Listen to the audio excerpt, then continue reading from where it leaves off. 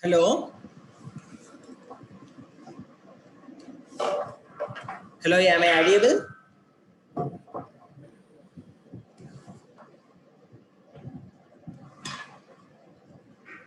Yes, sir, it is audible. Okay, fine.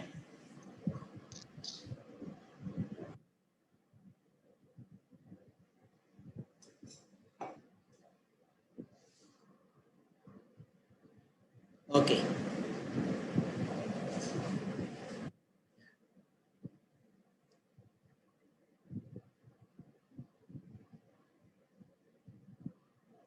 So what is the status on submission? Many of you have submitted reasonably the past lab sheets.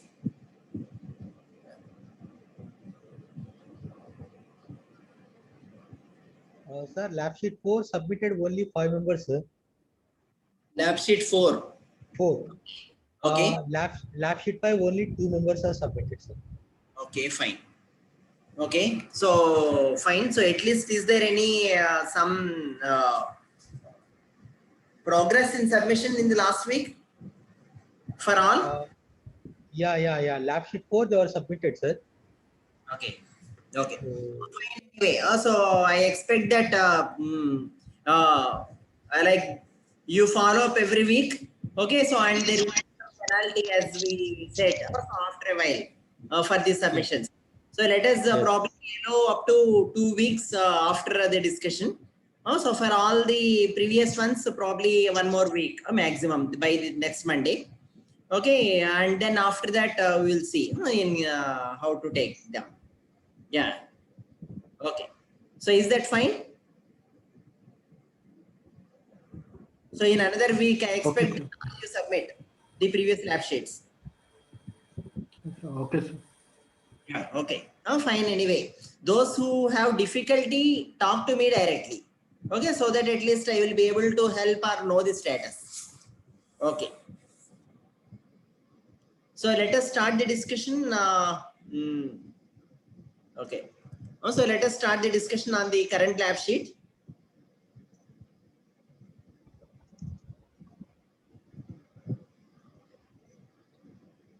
So in this lab sheet, what we will be discussing is on the image segmentation. Okay. So assume that if you want to perform image segmentation, okay. So these are some of the slides available from some researcher.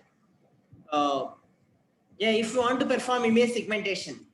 So image segmentation means separating the different regions in the image, either based on color or based on the object or any other important features that demarcate.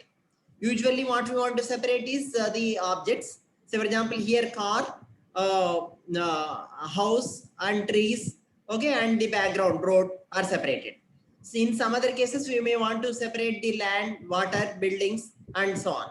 Okay, so in some other scenarios, different the category of objects we may wish to separate, or we can say that in every object we want to find out a particular segment, a particular object. In every image we want to segment a particular object. Okay, so these are different ways the segmentation can be posed, and it has different applications.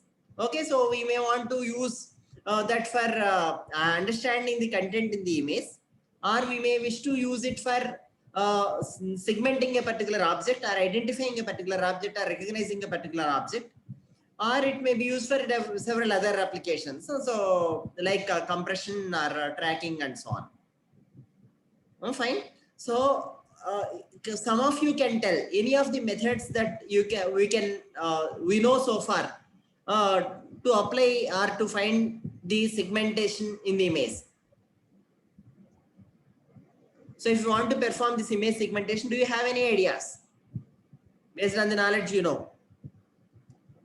I assume that here this is one of the application where image segmentation is widely used. So here car may be looking at the road, okay, and then the other information and the vehicles before it and the persons also before it. So we want to segment the road portion from the surroundings. We also want to segment the other cars and then persons and so on, and say that okay, in this region there is an obstacle, and in this region there is another car, and in this region there are up to here there is road and so on. So you know any method for image segmentation? Can you, if you are given a simple case where there are two clear objects, something like that. Okay. So if you want to separate the background and foreground, do you suggest any method for it? For same intensity values, we will consider as one segment. Based on intensity, we will separate. Very good. One way of looking at it is simply take the pixels of same intensity to be one class, okay, or one segment, and then the other intensities are other. So you can make the segments in the image based on the intensity values. So is there any, can you suggest any better method for doing it? Fine, that's one of the basic method for image segmentation. So even here, okay, so completely black region, maybe somewhat trees here. Okay, there it's not a color image. Okay, and then this is hill region, and this is gray region is here, road and so on. Assume that. Okay, do you suggest any method for segmenting them through intensities?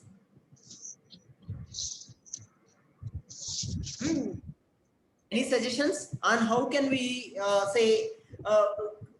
So where do you put threshold? That's the question, right? So if I want to put this into three categories, assume that I want to just put all black into one category, gray into another category, white into another category. Assume that. Okay, so three categories I want to bring in here, and three segments overall I want to bring in this image. Okay, so somebody said intensity values we can use. So where is the cutoff or the threshold for first segment, second segment, to third segment, and so on? How do I decide them? Any idea on it? From histogram, can we decide? Yeah, from the histogram. That is the simple method for image segmentation. Okay, so this is also referred to as thresholding.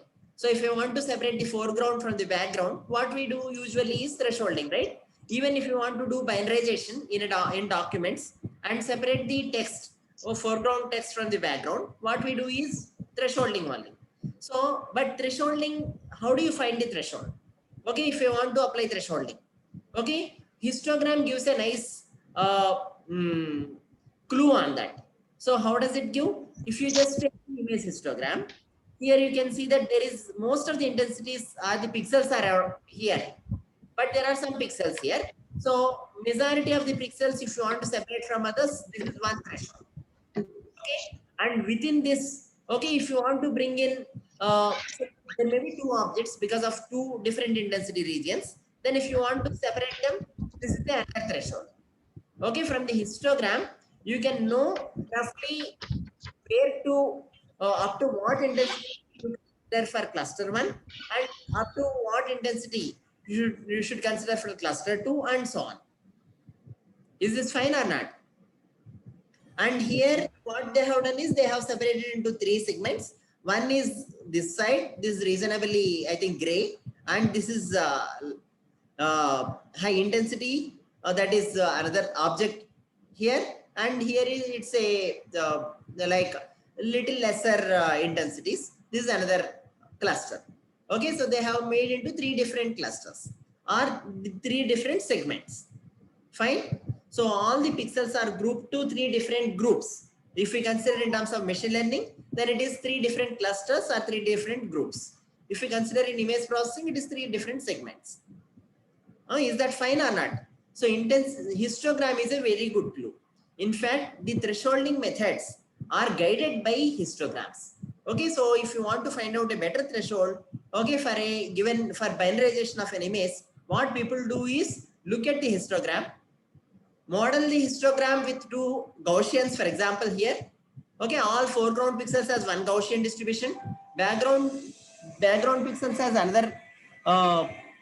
another distribution, and then you can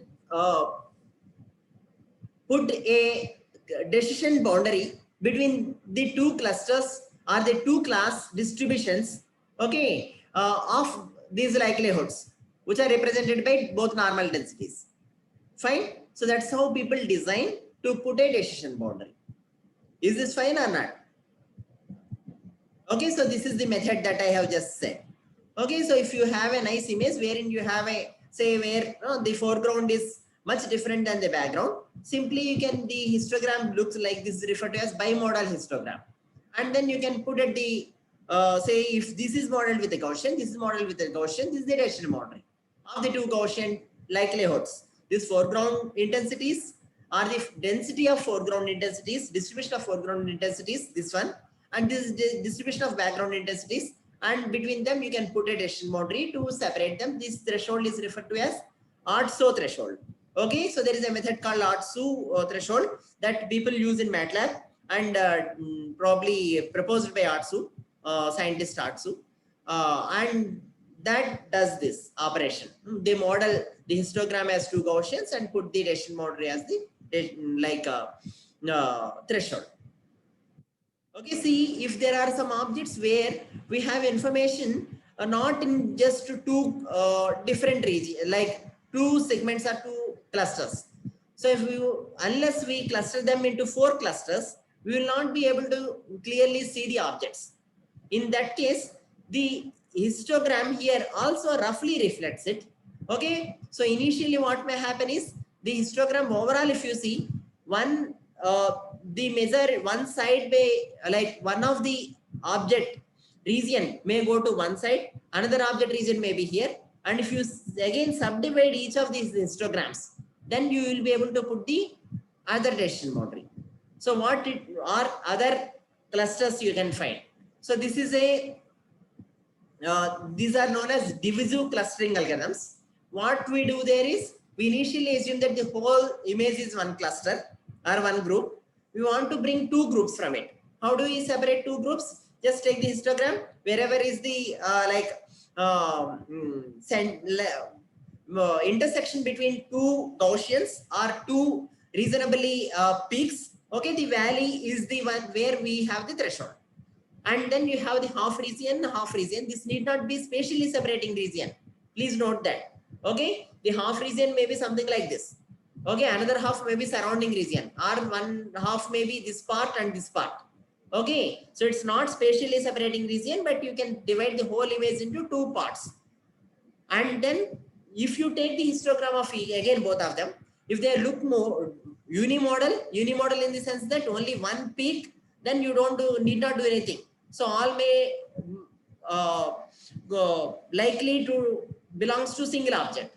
But if there is within the histogram itself, when after your thresholding, if there is another bimodal, okay, you can put another threshold to divide that into another cluster or another segment. Okay, this is by recursive splitting they have mentioned. This refers to as divisive clustering algorithm. Okay, is the class of algorithms which does, okay, to progressively divide into more and more clusters is referred to as divisive clustering algorithms. Okay, so I skip the details. Some details are not very important. In some cases, you may find out that the histogram based approach may not work. Okay, so these are the natural images where you may not be able to really, okay, make out by histogram.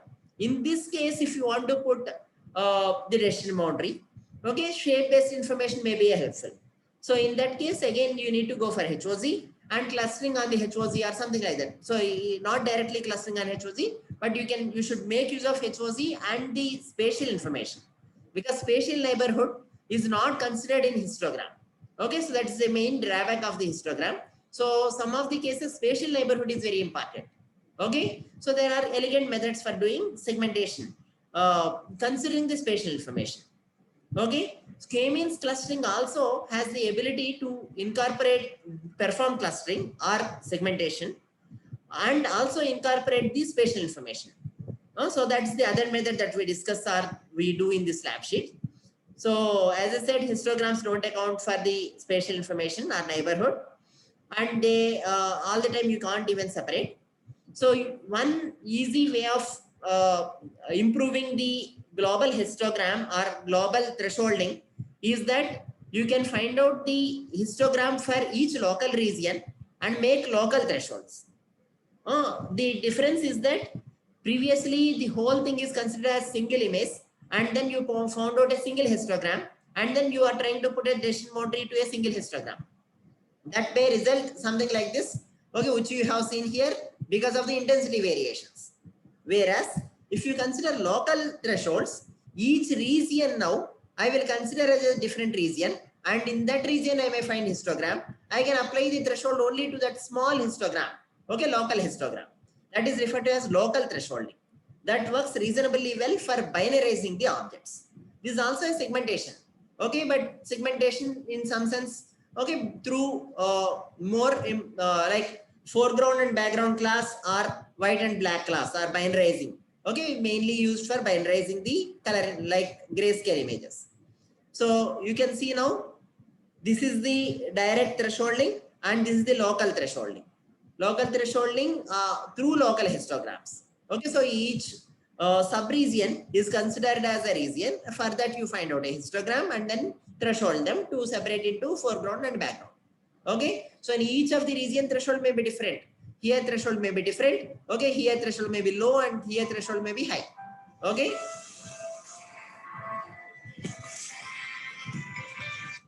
Okay, so let's move on now to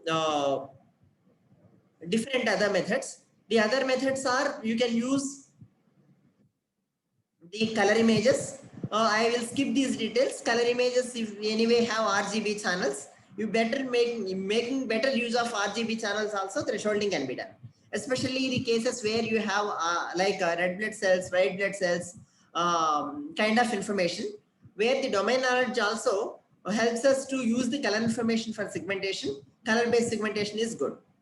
Okay, so the other methods on segmentation also use split and merge. That means previously you have seen how to split only.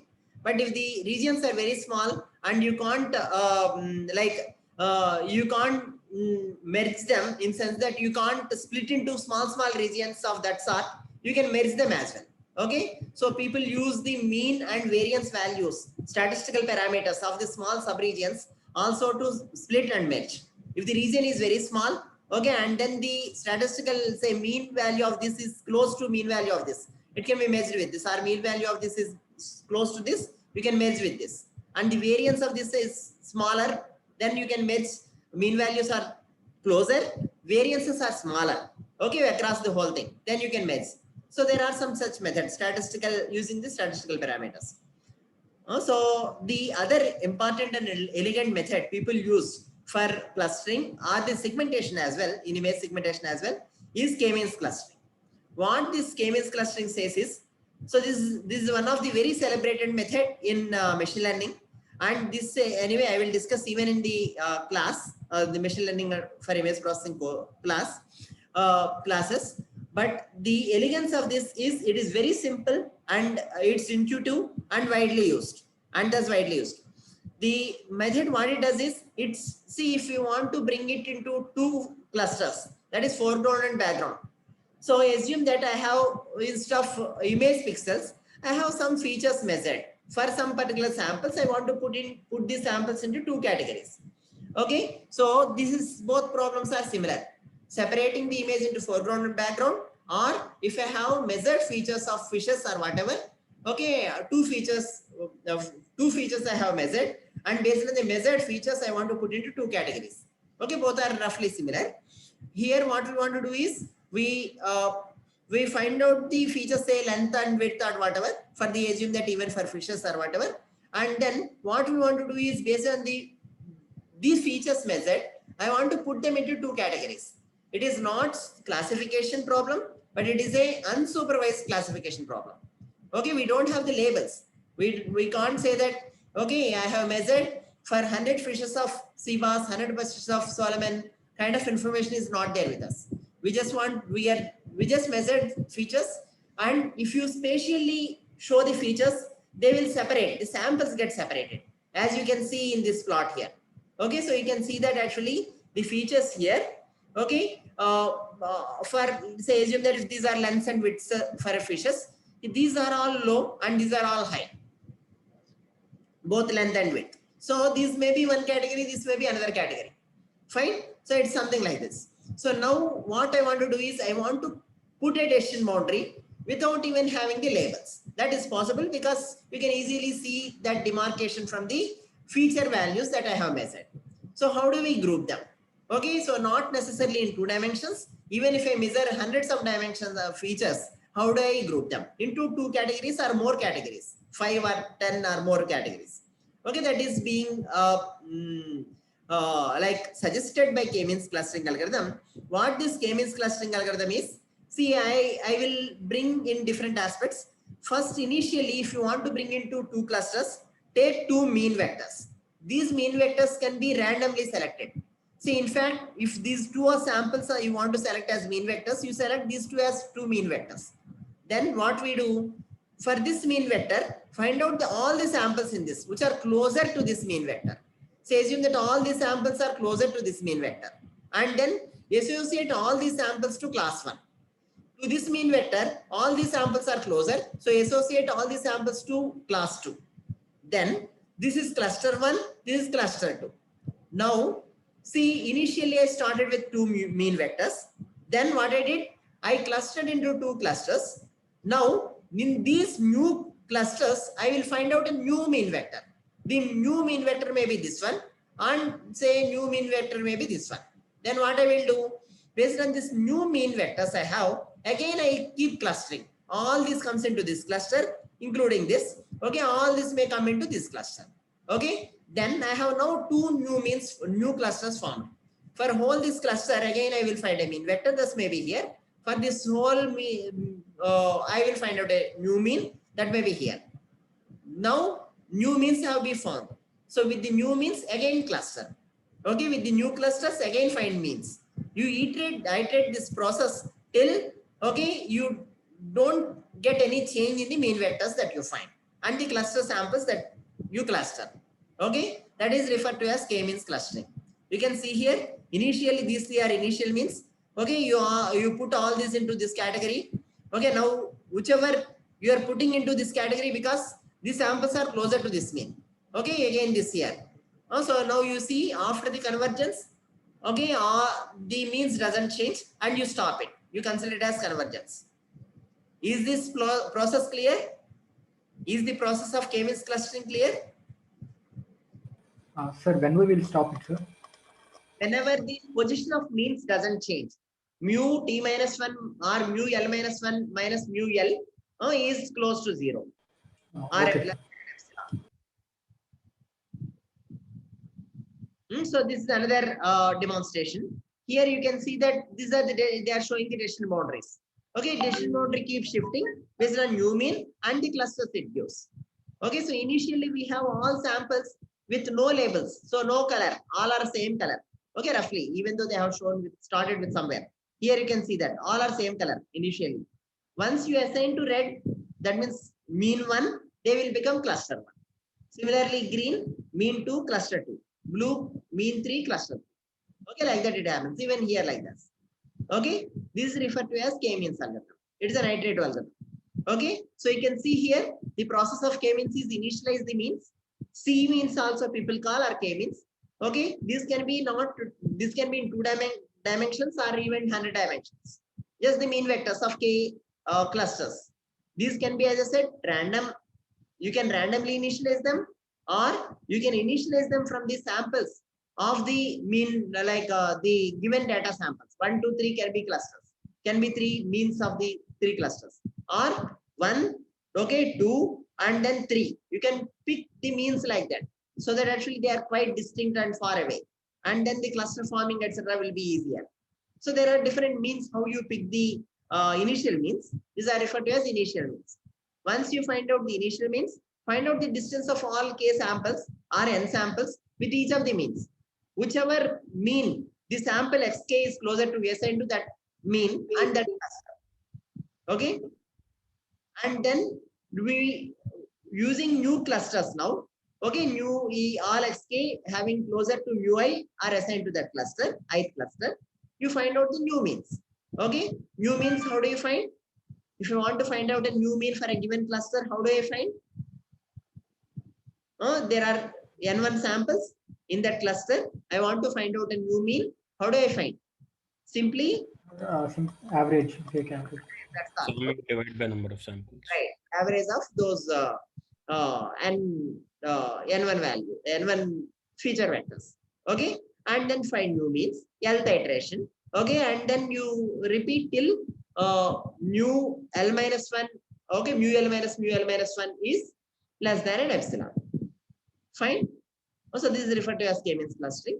Okay, so this is widely used process and it will help most of the cases to get the clusters. Okay, and it is being used for image segmentation as well reasonably in many works. Okay, here we will stop. Okay, so this is these are the discussion needed for completing your lab sheets. Hope you're able to see the lab sheet now. Okay, so this is the basic segmentation operation through thresholding. Okay, so either global thresholding or local thresholding. Okay, and then similarly performing image segmentation using K-means. Okay, so they have given some RGB values, I think. Excuse me. Yeah, LAB values. Can you share the lab sheet screen, sir? We can see the presentation only. Okay, okay. Yeah, I will share. And sir, can you please explain it a bit more? How K-means clustering is doing segmentation? So that point I could not grasp. Okay, okay, fine. We'll tell it. So this is the lab sheet where you have the in first exercise is in the given image. You find out a threshold by using the histogram. First find the histogram, and then histogram you can consider it as two Gaussians. Okay, the foreground and background. You can put a threshold there. I think they didn't even mention. You just they asked us to do it by thresholding, so you can do even without finding all the Gaussian function and all. If you want to do it, you can just explore with different thresholds. But the second one is local thresholding. They have asked us you people to use Artso thresholding. So Artso thresholding is same as whatever I have explained. So if you people are keen, what I would suggest is take the histogram. Okay, see where the value of the two peaks occur. If it is a foreground and background kind of image, okay, where you can see easily the intensities into two different regions. You can easily see the middle value or the valley value, and you can put a threshold there. Or you can consider a up to that whatever pixels are there in the background as one Gaussian. Okay, find the mean and variance. Okay, up to where the foreground pixels are there, mean and variance. Okay, for the histogram. Okay, mean and variance for the count you need to find, and then you can apply Bayesian decision theory through hand. Okay, to get the decision model. So that is another method. Or if you apply Artso thresholding, it actually does it. Mainly, you are supposed to do global and local thresholdings here to segment the foreground and background. Okay. So the second exercise is to apply K-means threshold, K-means clustering. See, K-means clustering, what it does, it will cluster into say as many number of clusters you want, right? You prefix. I want to cluster into 5 clusters or 10 clusters. Okay. So if I prefix to cluster into 2 clusters, what I will do? All the pixels in one cluster I will give one color. All the pixels in the another cluster I will give second color.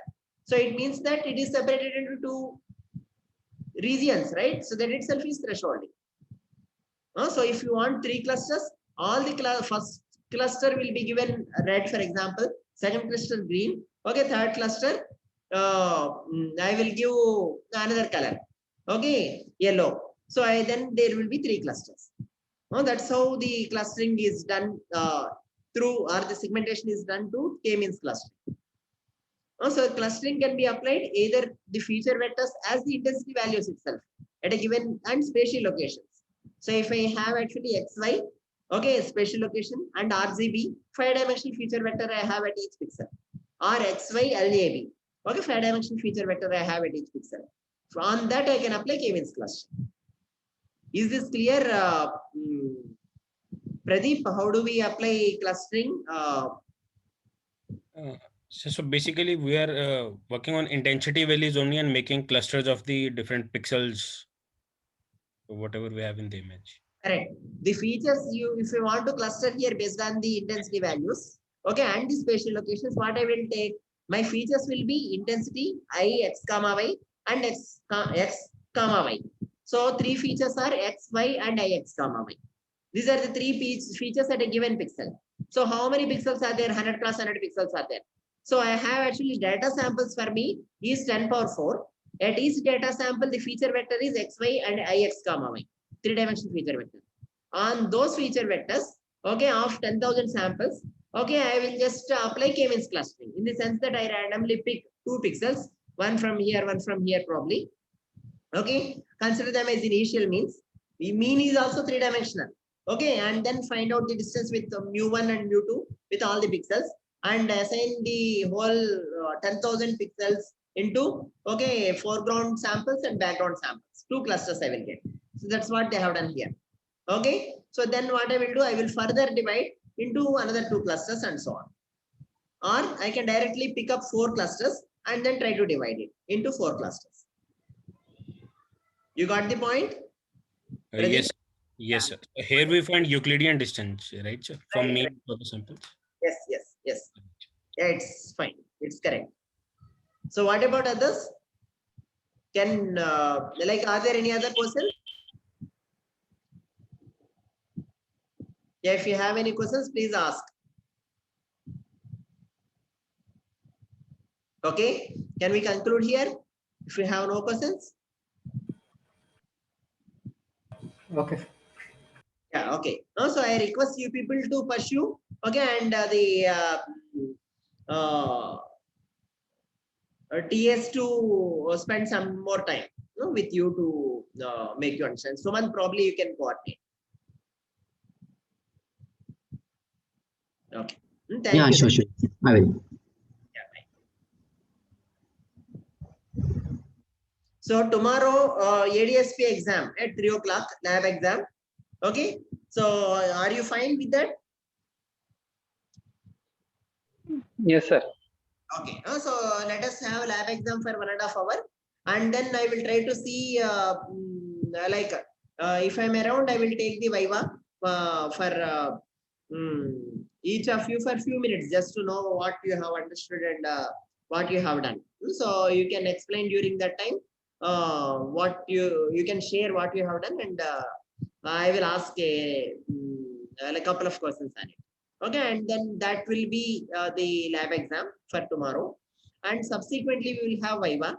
So Viva we will see whether we take it as a verbal Viva, oral Viva, or should it be a written Viva? That we will see later. Right. Sir, Finally, by tomorrow 2 o'clock, they don't have any classes, sir. okay, so tomorrow 2 o'clock, no classes. Okay, so let me check. I think that there is some meeting that is scheduled tomorrow. Okay, sir. So let me check the timings of it. 3:30 onwards meeting. Okay, let us start at 2 o'clock then. Okay. 2 o'clock is fine, sir. Right. Let us start from 2 o'clock. I will also be free by 3 o'clock. Oh, fine. But if you start at 2 o'clock, then I think 3:30 will be done. So I'm needed for Viva only, right? Yes. Right. So I think probably then let me check our timings and get back to you. Oh, fine. Okay. I will let you know. Yeah, sure, sir. Thanks then. Thank you all. Bye.